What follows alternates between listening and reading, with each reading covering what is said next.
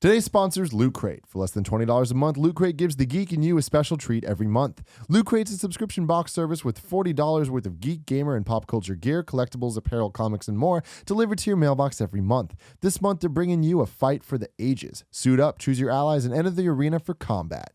They're ready to stand their ground this month with exclusive items from Blizzard, Fallout 4, Capcom, sponsor-worthy loot from the Hunger Games, as well as a few more items that will help their winners emerge victorious. You have until the 19th at 9 p.m. Pacific to subscribe and receive that month's crate. And when the cutoff happens, that's it. It's over, Jack. So go to lootcrate.com/KFGames and enter code KFGames to save $3 on your new subscription today.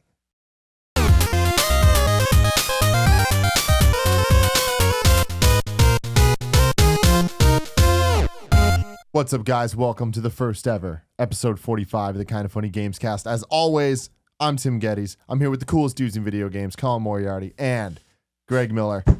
Now we're doing something special today. A Nintendo Direct just happened. Yesterday, we recorded topics 2, 3, and 4 that you will hear in the future after this happens. But for now, we're just going to talk Nintendo. We're getting right into it. I am so excited. That was a good one. It was a good one. Y'all talking shit the whole time, but I don't care. We weren't talking shit. No, it was a good one. It was good. It was fine. It was good. It wasn't just fine. It was good. Big surprise in there, but it was. Now, here's the thing. Yes, of course there was the big surprise. But my thing with the Nintendo Directs, there's nothing besides E3 that gets me more excited in video games than Nintendo Directs. Not even playing Nintendo games? You get more excited about the Directs? That's the thing. I like announcements. I'm a big fan of announcements. That's why, besides the cloud thing, my favorite announcement from the Direct was the announcement of more announcements to come in December. That's true. That was the biggest pop you gave that whole thing, is when at the end they're like, the Smash Brothers, more on Smash Bros. Coming December. You're like, ah! You put up your hands. I mean, that's great. That's like, such a good sign. Words on a screen. Man, but I love it. I love announcements, and I love that there's this presentation, and here's 45 minutes. Yeah, we're going to see a bunch of shit we don't want. Sure. But they need to do that. It's a press conference. You know what I mean? Usually you have to wait for press conferences. You got to wait for E3s, your Gamescoms, or whatever. Like, yeah, Nintendo comes out and they drop them. And especially for you, Mr. Nintendo, who you love Nintendo I'm so not much. Mr. Nintendo. I know. I'm the NX's biggest fanboy. Yeah. Yes. But I'm not Mr. Nintendo. I hear next week we're installing a Nintendo World Championship belt. I wonder who's going to win it. Yeah, I don't know. We'll have to see in the Let's Plays next week. No, but I thought I had a good time. It was a fun conference. I wasn't talking shit. We're doing the same thing we do to every conference. No, where I we know. Just like Mystery Science Theater. But I just, I get really defensive over Nintendo. Of course, it's your thing. It's your baby. I can see it in your eyes. That's why I just back off a little bit sometimes. No, you don't need to do that. Like with the Star Fox game, that looks like it's a GameCube game. You know what?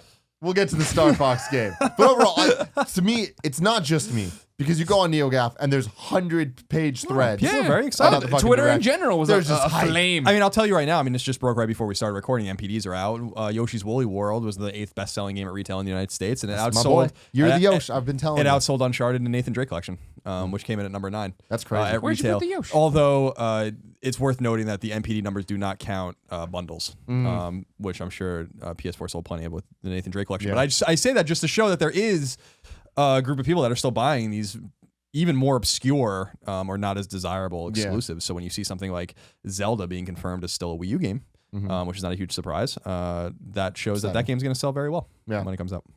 So let's just go down the order of how things happened in this Nintendo Direct. This beautiful, beautiful Nintendo Direct.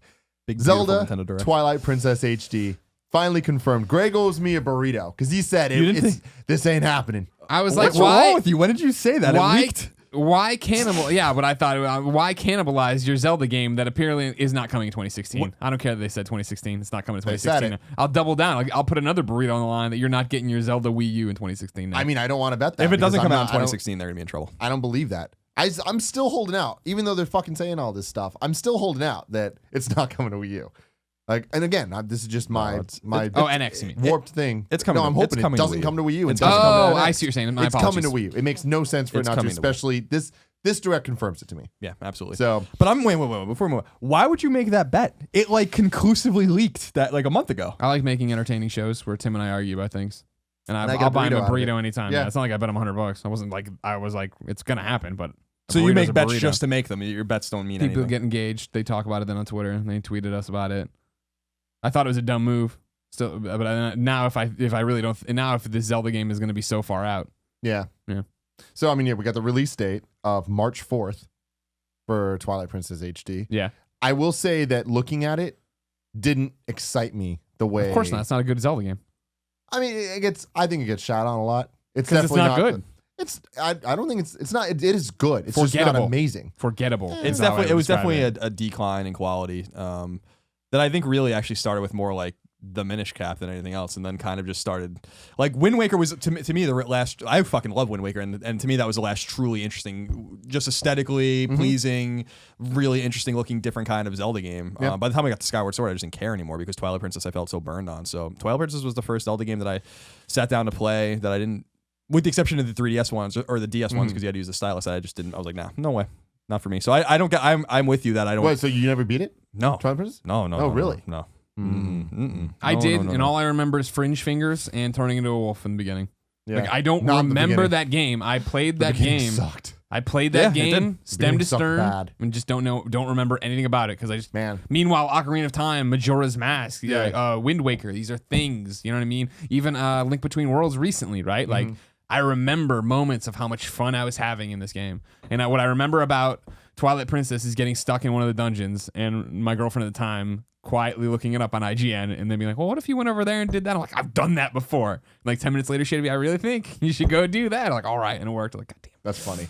I like Twilight Princess. It's not my favorite Zelda game, but I don't think it's as bad as people make it out to be. But I will say that watching an HD trailer, I was excited because I knew this was coming. I want a burrito off of it, damn it. But I was excited to see the trailer because I thought it was going to be impressive to me in the way that Wind Waker HD, when I saw that trailer, I was like, ooh, this looks good.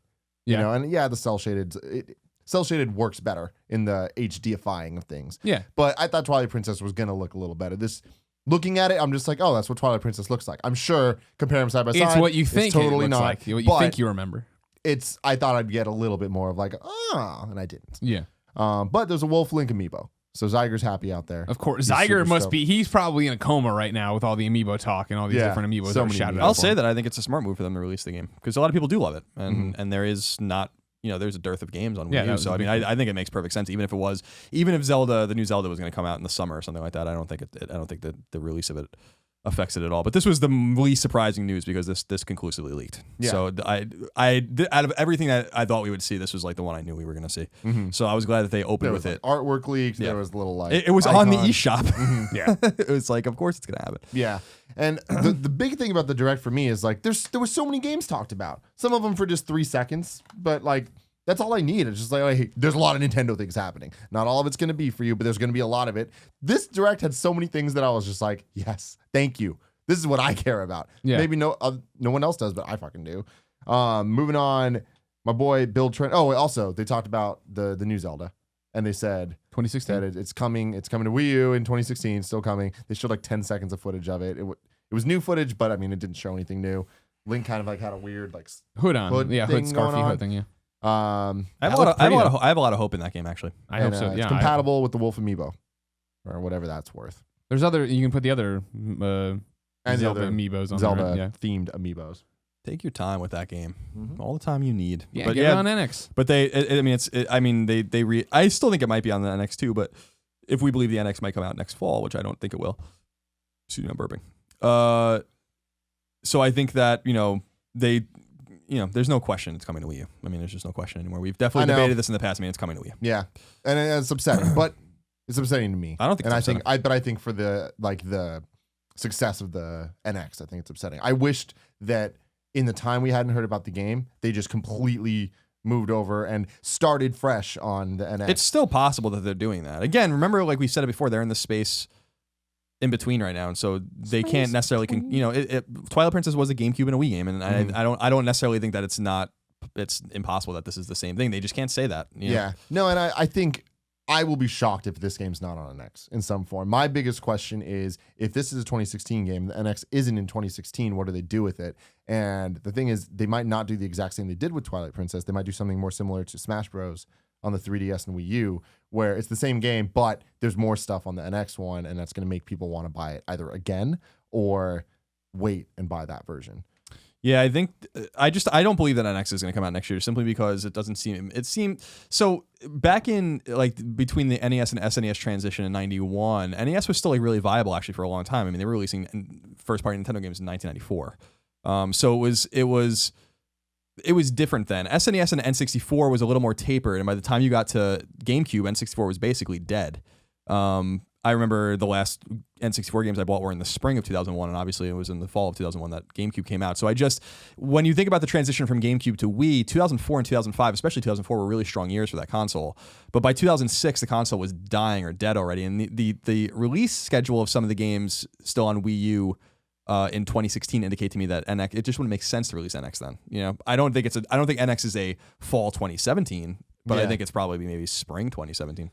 Yeah, I don't know. I mean, my money's on 2016, but just because we don't have anything besides Zelda left for the latter half of the year. No, but still, I just feel like you want it to taper and have a vacuum of excitement before you don't want to. This was it was the argument I made with why Zelda shouldn't move over to NX completely. It's because you don't want to burn the people that are going to be there for you. The only people that are guaranteed to going to be there for you are the people that own Wii U. So it's as long as you treat them well towards the end of the life cycle, like Nintendo's fan base is demonstrably shrinking, and you need to take care of those people before you try to expand out, where the blue ocean strategy kind of thing only works when you have a strong core, which is why the Wii, I think, succeeded. I just don't agree. I feel like I'd just burn me hard, and let's move on. I want good things. I think you're in the minority on that. I think you're in the minority on that. But I mean, we're adults with some disposable income, right? Like, I just don't know that everyone's in the position where they don't want. You know, they don't want to be fucked by Nintendo in terms of the Wii U or whatever. Like, give it some time to die. See, my argument to that would be that the people that aren't adults with money aren't the people that are clamoring for this Zelda game.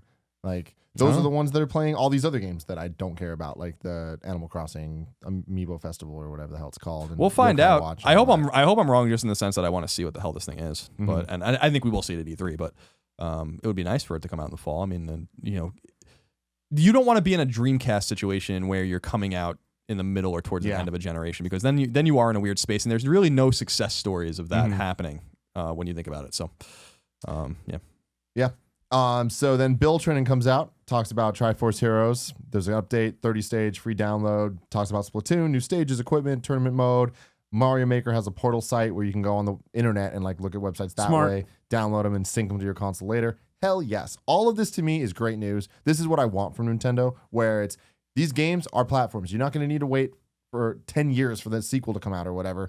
You get these. We're going to keep giving you updates. Some of them are free. Some of them paid, whatever. It's going to be worth it either way. Like, you're getting stuff. And how they're treating Mario Maker so far, I am in love with. It's only been out a couple months. We've already gotten multiple announcements or updates and stuff. So very stoked about that. Then they started talking about some eShop titles. Pokemon Picross, which I've never been a big Picross guy. No, it's interesting to see that come out, and it's a was this one of the free to start games, Picross? Yeah, it seems like this is like a new model in conjunction with the rumors that all of the Nintendo mobile games are going to be free to play. So this seems like they're just exploring, not that this is the first time they've done it, but to explore a different kind of pricing model, whatever. Picross games have been huge for Nintendo for a really long time, just not like a really long time, just not in the West. So it is cool to see them kind of support that again. But Picross games, Nintendo Picross games have been huge for 25 plus years in Japan. So then the eShop title that I'm most excited about is the one called Fast Racing Neo. We've seen it before a little bit, but we're not getting a new F-Zero. Yeah, it looks like F-Zero or Wipeout or something. Yeah. But it's like pretty much a spiritual successor to the N64 era of those games. And oh my God, that looks great. Fucking 4-player split screen. I'm not a racing fan, so I really don't know. I love that type of stuff. Like I love the futuristic racers, and I loved F-Zero. So very stoked about that. Surprised they didn't slap F-Zero on it. I know. Then Yokai Watch and Animal Crossing, they just did more bits on that, which not for me. Then new bundles with both Splatoon and Smashin'. That's great. Let's just get as many Wii U's out there and get people playing the good games that exist on it. Pokken Tournament, we saw a new Shadow Mewtwo trailer. That game looks amazing to me. Like, I mean, when I say amazing, I mean very, very solid 8 out of 10. Are you gonna play it? Yeah, it looks awesome. I mean, it's a fighting game. That's how I imagined Pokemon games would be when I was a dumb little kid. Like that's what the cartoons looked like. Just the Pokemon actually fighting with each other and stuff. Hell yeah, that looks great. Very stoked about that. It's interesting, the Tekken crossover, and the name is horrible. It is horrible. I can't believe they're especially because it's spelled Pokken. Yeah, so that's one problem with the 2Ks. Pock, P-O-K-K is Pock. But it does look pretty cool. I mean, it's not for me either, but it's they're taking advantage of Pokemon in weird ways. I don't know what they're doing. Like, just do what you need to do with this series. Put a fucking full Pokemon game on mobile and make an MMO for your console. Just do it. Just fucking do it already. I NX. NX, bro. We'll see. Final Fantasy Explorers on the 3DS. think that game looks cool. Yeah, I don't really care too much, but that definitely looks like a Colin Moriarty special if I ever saw. Yeah, it's just cool, a little cool mashup. I mean, I like that kind of stuff with kind of celebrating Final Fantasy's heritage before it was what it is now. So, yeah, it's cool to see those characters all in the same world. Not the first time we've seen that, but yeah. Yeah, I mean, it's a game that I'd certainly look to maybe play later. It's cool to see them all together in more of an actual. It's not really, it didn't look too much like an RPG, but like an action RPG game. Mm-hmm. Usually we see them together in fighting games Sure. or like music games or stuff like that. Then Star Fox, we saw a trailer. April 22nd is the new release date.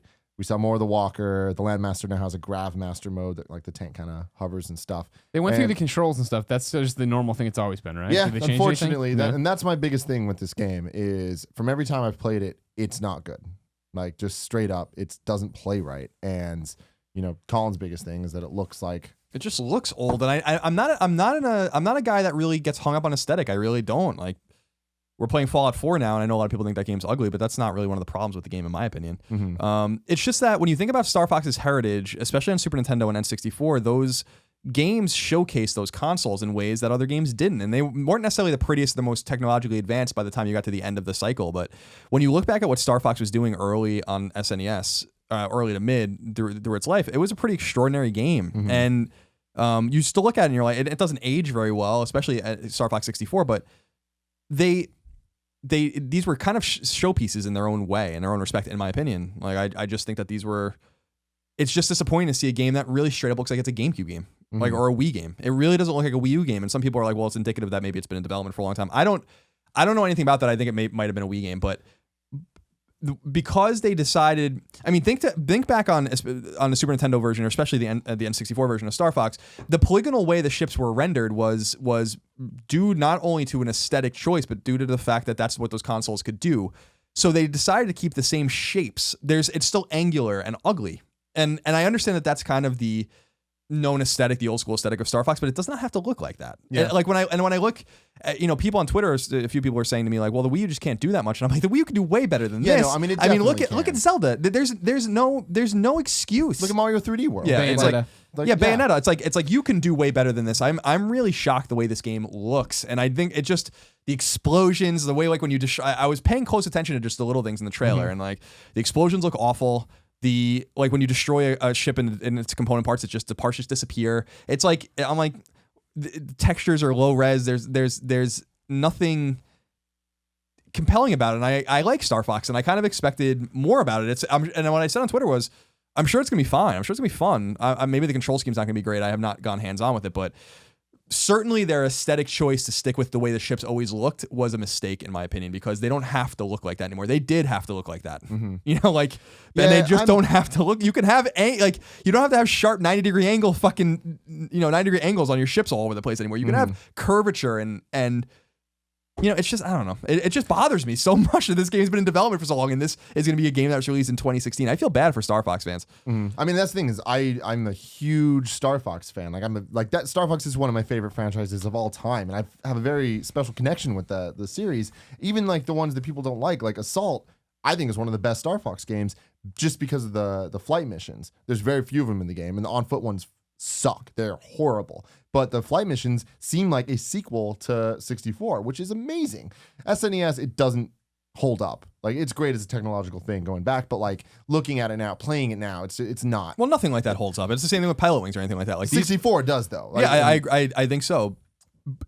To the degree that N64 games hold up at all. Yeah, I think, but they hold up because of the gameplay and the graphics and whatever. It is what it is. And that's not a Nintendo 64 era thing. That is a polygonal PlayStation era thing too. Yeah.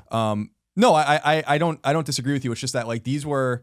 I remember being so impressed with Star Fox when I was a kid, with like how it looked and what it was doing, and I don't know. It's a disappointing thing to tarnish the legacy of the games like that, because I really wanted to see. The graphics don't bother me. Like, they're not good, but they don't bother me because it's like, at least it does look like Star Fox. Like you were saying, it is very like, that's how things look. That's the Star Fox universe. And I know that is just like, it doesn't need to be that way. And yeah, if we got like a beautiful cell shaded thing and like there was way more going on, that could be cool. And I'd love to see that. That's not what we're getting.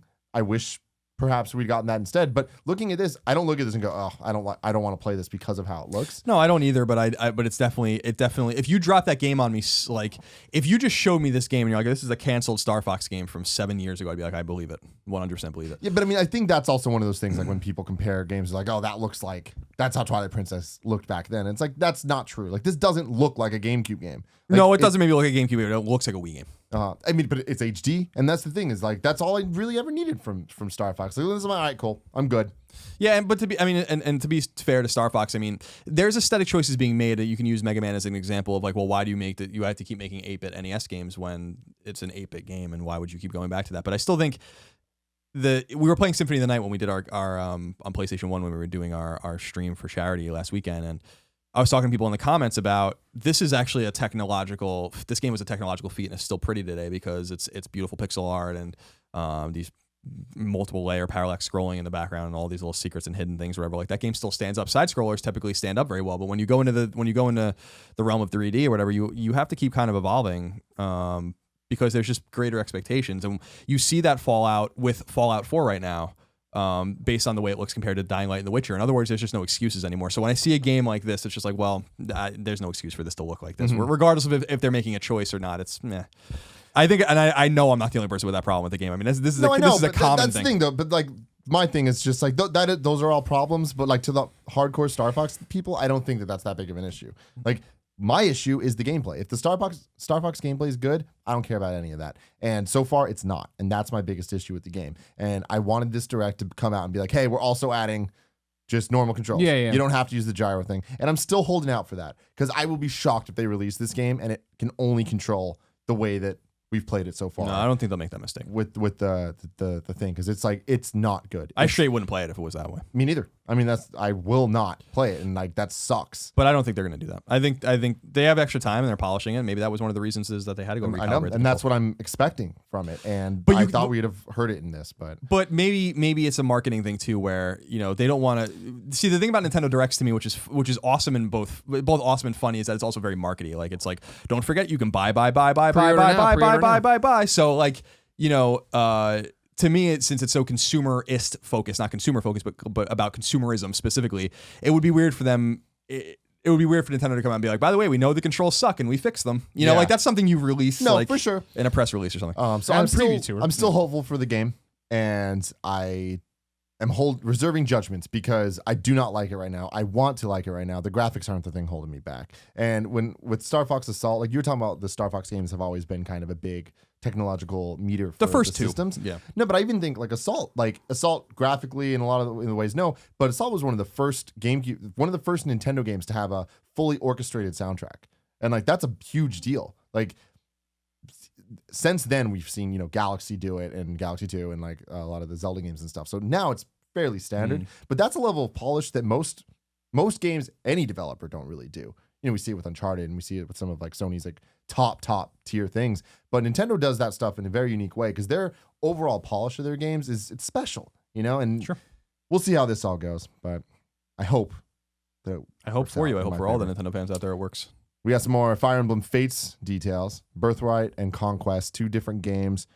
It sounds less like a Pokemon Red and Blue situation, more like a Zelda Oracle. That's exactly what I was thinking. And Ages thing. That's funny. That's exactly the reference I was thinking. But the discount that we didn't get with Oracle is going to be here, which is cool. Very cool. So it's buy one and then you get the other one for $20 as a digital download. It's 2 sides of the same story. Then there's a third story that is like a third perspective on the 2 things.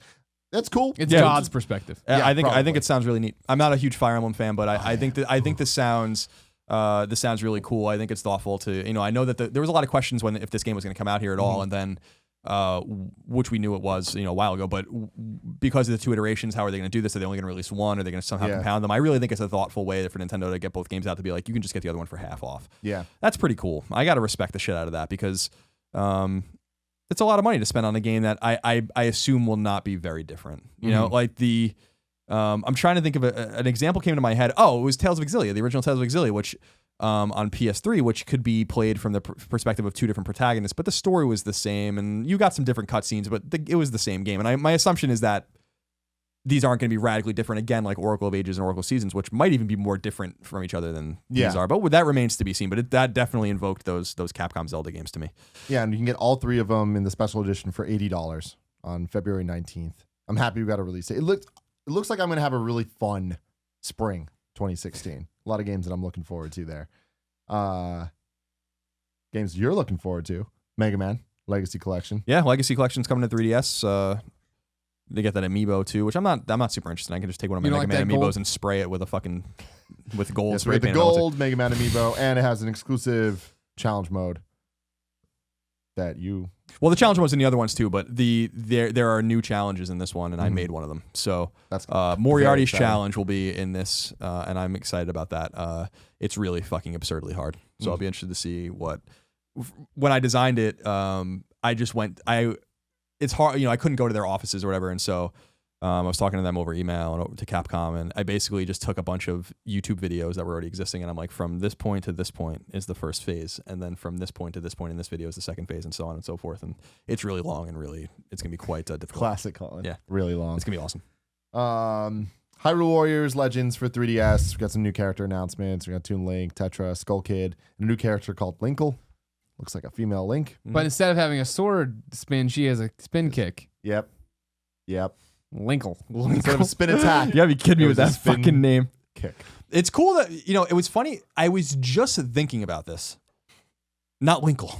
What? I was just thinking about what, and it's not gonna happen in this new Zelda game either, but it would be cool to role reverse Link Zelda at some point to make Link the female, and still, I guess you'd have to role reverse their names maybe too, because you can't have like a male Zelda, I guess. But it would be cool to play as the female and go to save the male. And I'm not saying that because I want a diversity quota or whatever necessarily. I just think that would be kind of neat. We've seen this one story so many times. Yeah, you've heard that all the time. That I'd love to see a Legend of Zelda where you play as Zelda and you're after. And you've played as her. I mean, Sheik and all these kinds of things. But it would be cool to play. I guess you wouldn't have to role reverse even with names. It would be cool to just play as Zelda and go to save Link, and it could still be a Legend of Zelda game. Yep. So I just think that would be a neat perspective, because there does need to be some freshness thrown into the series. Although I think we're going to get that actually with the Wii U game, because I really do believe that this is going to be like a true open world RPG, a very Western inspired game. I mean, I think it's. If they do that, that sounds awesome. I think it has the. It seems like that's what they're doing, and we've seen very little of the game. But I think the reason we've seen so little of the game is because it's that. Like the little things we've seen have just been kind of traveling around, and that says a lot for traversing this giant open world. Yeah.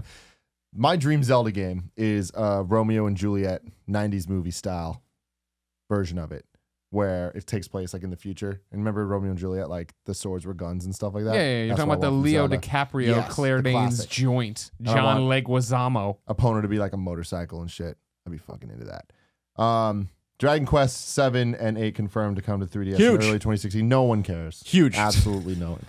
It's a huge deal. Most people probably don't care, but it's Dragon Quest 7 especially, but Dragon Quest 7 and 8 are games people really fucking love. People really love those games, and one of my friends uses the term JRPG, meaning like these are fucking insanely deep games. Like that Dragon Quest 7 is 150 hour game. I mean, that game's no joke, and a lot of people missed it because it was a PS1 game, and it came out pretty late. I think it was a 2000 or 2001 even release. So it came out around when, like, remember there were some late PS1 RPGs like Final Fantasy Origins and all that kind of stuff. This was around that era, a little earlier, and so people missed out on it. And that was if I remember correctly, that was a pre-Square Enix game. That was an NX published game, and that might be one of the last NX published games. So it's cool to see that game again. And then Dragon Quest 8 was a PS2 game with a similar pedigree of just incredible depth. And I like Dragon Quest 9. I thought it was a good game. It was a 3DS or a DS exclusive, I think. I reviewed it, I think, when we were at IGN, but it was missing like a certain something about it. Je ne sais quoi. That I think 7 and 8 had, because 7 and 8 were bucking the trends of what was going on in RPGs around them by remaining very true. And that's always been Dragon Quest's kind of mantra until 10, which was like an MMO for some reason. So it's cool that these games are coming out. People have been begging for these games. The last time I was in Japan, which was over a year ago, 8 was about to come out, I think, on 3DS, and it just didn't seem like it was going to happen because these games are very dense, and localizing them is not going to be easy. So, or isn't easy, but it's awesome that they're coming out. Dragon Quest is really, whether it's Dragon Quest Heroes on PS4, that Dragon Quest Builder game that's going to be on Vita, these Dragon Quest re-releases, the PS4 and Vita bundles that are in Japan or whatever. Dragon Quest is really living again, plus the announcement that Dragon Quest 11 is going to be a traditional Dragon Quest game, which got a lot of people very excited. Dragon Quest is kind of going through a renaissance right now, in addition to like some of the games like Joker and all these kinds of games, Monsters, that are kind of the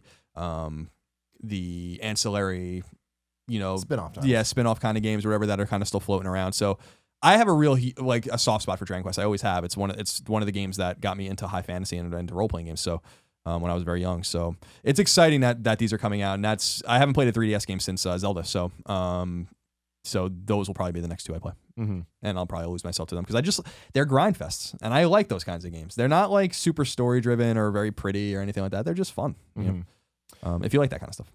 So I skipped over this somehow, but Pokemon Red, Blue, and Yellow coming to Virtual Console on the 3DS. I had no idea that they weren't out. That's so weird. Oh my god! This is huge news. This is the first time a Pokemon game has been released digitally, like on Virtual Console, like an old one. At least. Yeah. I didn't know that. I didn't know that was.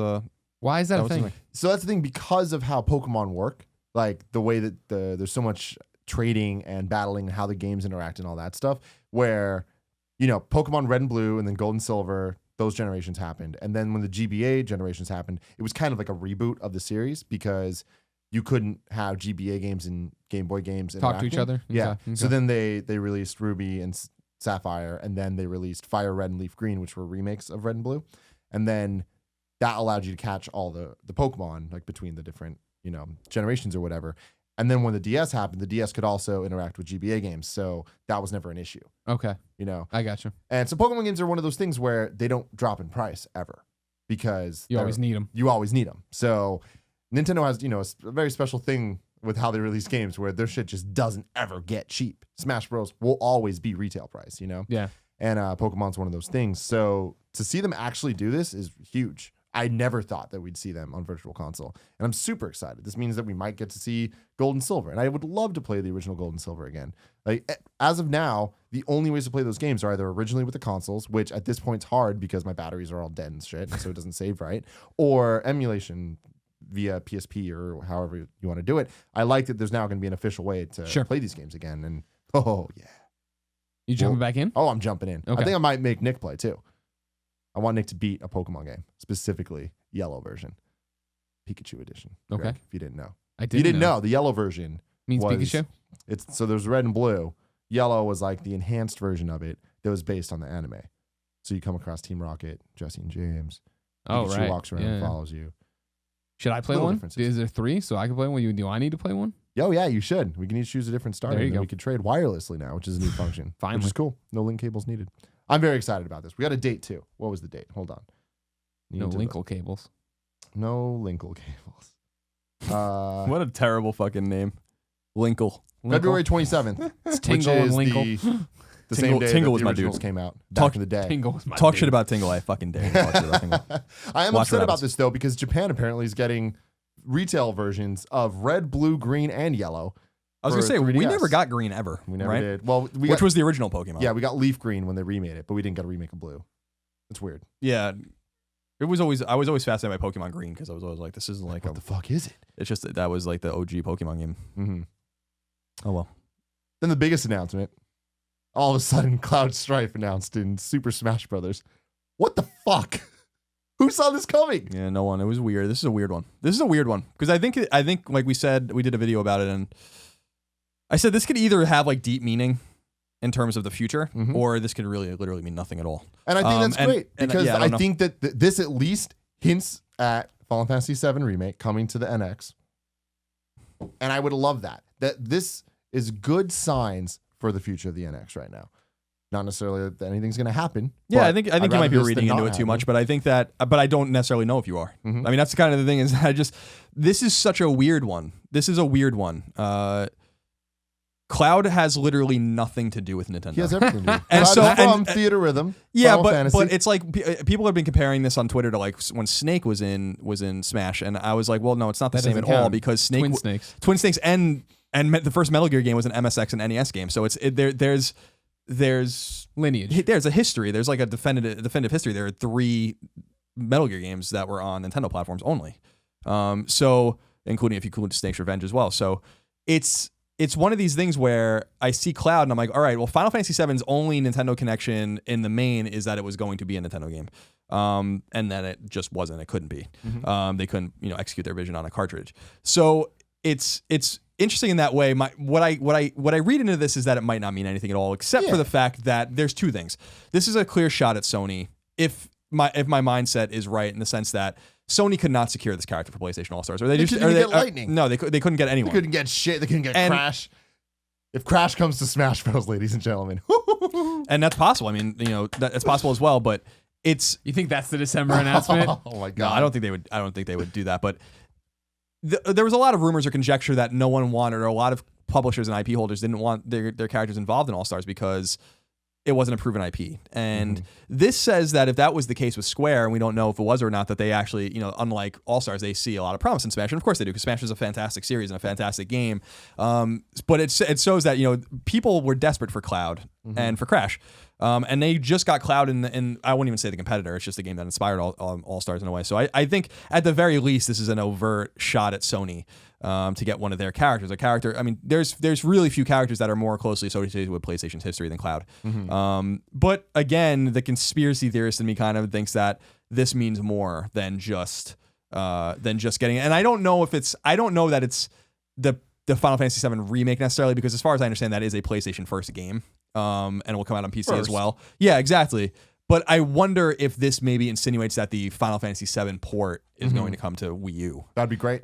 So I wonder if that might be a little more reasonable to assume than the game being ported at NX. Yeah, Smash has a weird history of kind of predicting what's going to happen, and it doesn't necessarily, like you're saying, mean anything. We saw Pit in Brawl, and then we eventually saw the Kid Icarus game on 3DS, but then we saw Ice Climbers. Still haven't seen them come back and do anything. No, they're still missing. So yeah, they are still missing. Fucking But bastards. there's a lot of stuff like that it really doesn't mean anything. And I think Smash kind of gave up on the whole this needs to make sense stuff a while back. Like Snake was like, what the fuck? Even though he has lineage in Nintendo, really, he's the odd man out when it came to at least up till Brawl. No, he was. Yeah. But now that we have the Wii U one with Pac-Man. Yeah, okay, Pac-Man games were on Nintendo, but that doesn't mean shit. Namco made the game, that's why that happened. No, I think that's why. I mean, well, that's what I'm saying is that you didn't have to. There could have been deeper meaning in Snake or Pac-Man being on the systems, except for the fact that there's just obvious reasons of why they probably were. Snake with his lineage and Pac-Man just being Bandai Namco's like icon is Pac-Man. Yeah. So of course they're gonna shove him in there somewhere. But then Ryu is another thing. Like, he's a newer character that once Ryu was added, I was like, Nothing makes sense. I can no longer predict what's going on in this game. That too, but again, there is a significant Nintendo legacy. Like the original Street Fighter 2049 was a Nintendo game. And so it's that's an NES game, and then Street Fighter 2 was at home on Super Nintendo. That's where everyone played the fucking game because the Genesis version was so borked, with the control scheme. So again, there might be more to it or there might not. There clearly isn't with Street Fighter 5 because that's a PlayStation game, and a PC game, but that made sense to me too. I mean, that's where I played Street Fighter 2, Street Fighter 2 Turbo, Super Street Fighter 2. Like I played all of those on Super Nintendo. So there is and obviously Street Fighter, the original Street Fighter. So that wasn't as confusing to me. The point I'm making with Cloud is that there's nothing connecting him and to also Nintendo. they overtly, I mean, there was Final Fantasy VII music, and they even showed the Final Fantasy VII logo. Like it was built up to make it kind of look like Final Fantasy VII was coming in some form before Smash even happened. Usually Smash trailers start off with the Smash like bring, like the fire burning thing, and in the direct it didn't. In the trailer, if you watch on YouTube now, it does. But Excuse me. That's interesting because they usually always show that first. So they were trying to trick us. I'm so excited about this, but like we were saying earlier, I'm more excited about the fact that we're getting a fucking Smash Direct next month. Yeah, like that's huge. What do you think it's going to be? Stages, characters? Oh yeah, I mean, there's definitely characters. Definitely, we'll get a release date for Cloud. It might.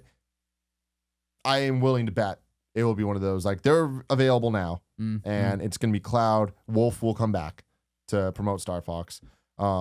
Shovel Knight. I'm gonna be shocked if he's not in it. Like he has the amiibo.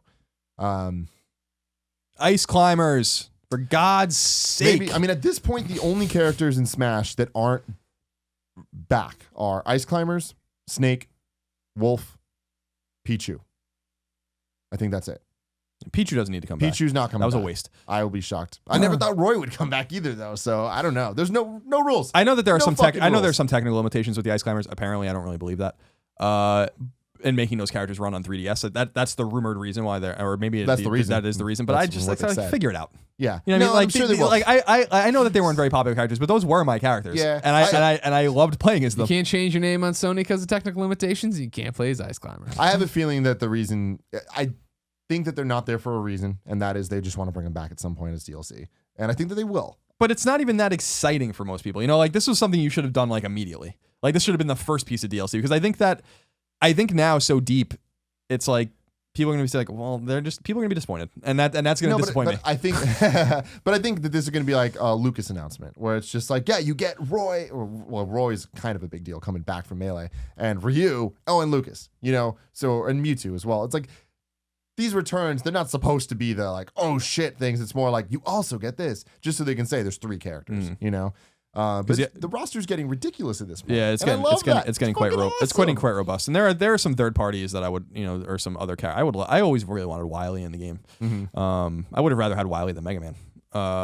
But to play like I've always said, play like Pokemon Trainer, which I think would have been fun with the different masters. But you know, we'll see. They're probably rounding it out. I can't imagine they're going to support this game for much longer after that. And not because it's not selling. It's an extraordinarily popular game. It's just like you got to kind of let it wane and maybe bring it to NX at some point. I mean, so that's my thing is I can't believe that a Smash Direct was just announced. Like this is going to be the third Smash specific Direct that we've gotten over the last couple years. Like right before one came out, they had one and they announced, I think it was like 50 huge things coming to Smash Bros. So not only did they give me a Smash Bros video, they gave me a list video, announcing a whole bunch of shit. And I'm like, what? And now at this point, we can play an 8-player match where those players are Pac-Man, Mega Man, Mario, Sonic, Cloud, Ryu, and I don't know, whatever, Pikachu. That's insane. No dry bones though. Yeah, not yet. I doubt ever. Thwomp. But then they had the other Direct where it announced Roy and Ryu and stuff. That's insane. Now we're getting another one. This might be the last one. Like this might be here's the final thing. But also I love that it's going right into the holidays.